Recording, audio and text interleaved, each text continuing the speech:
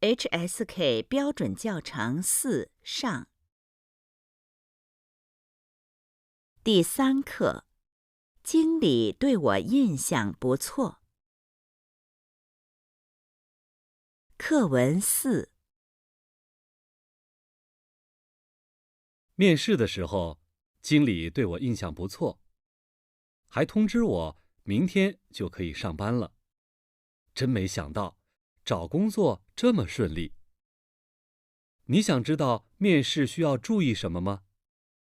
首先，要穿正式的衣服，这会给面试者留下一个好的印象，让他觉得你是一个认真的人。其次，应聘时不要紧张，回答问题时说的不要太快，声音也不要太小，要相信自己有能力做好。当然，最重要的是回答问题要诚实。生词。首先，正式，留。其次，诚实。课文5。第一印象就是在第一次见面时给别人留下的印象。虽然第一印象不总是对的，但如果想改变，却很困难。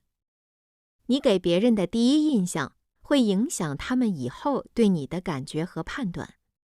所以，给第一次见面的同事留下好的印象，以后的工作可能会更顺利。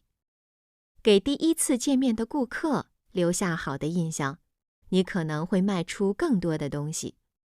但是，如果第一次见面给别人留下像不准时这样的坏印象，那么以后就很难让别人相信你。